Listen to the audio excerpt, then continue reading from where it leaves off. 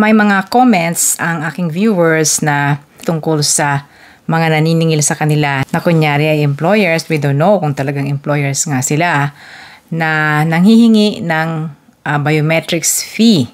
Yon.